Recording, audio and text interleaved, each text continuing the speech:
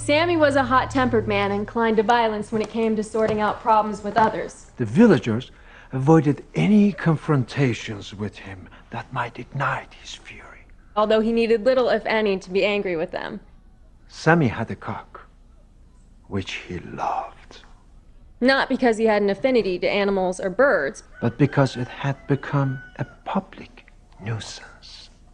At midnight, the cock would crow until dawn, disturbing the villagers' sleep.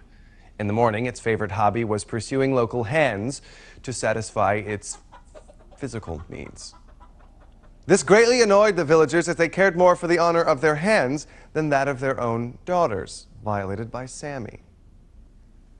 The valiant cock was relentless and would add 1 or 2 hens daily to its list of victims before it would return to the wall of its owner's house to sleep securely under Sami's watchful eyes, waiting for midnight. The villagers would meet in secret to discuss a solution to the problem. They feared to confront Sami directly to avoid his wrath. One of the villagers swallowed his fear and approached Sami. Will you sell me the cock? Sami looked at him sarcastically. Are you mad? This cock is as dear to me as my own son. But the man was very clever, and he knew that everything has its price. So he offered Sami a very high price for the cock, and Sami accepted.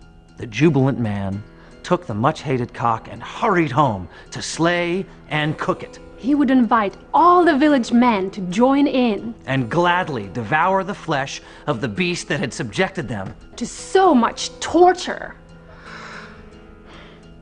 They had no concerns for that night. As dawn approached, they listened attentively, counting the seconds before they celebrated. 3, 2, 1.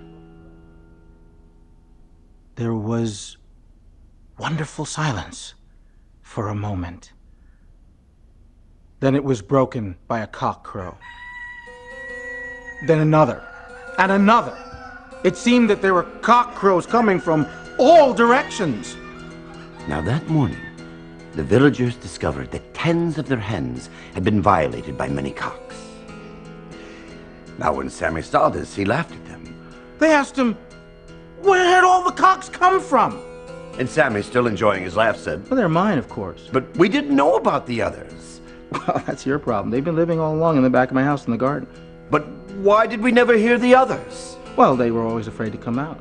And Sami goes, That is because they were afraid of the cock you slaughtered. Of the cock you slaughtered? See, he was controlling them.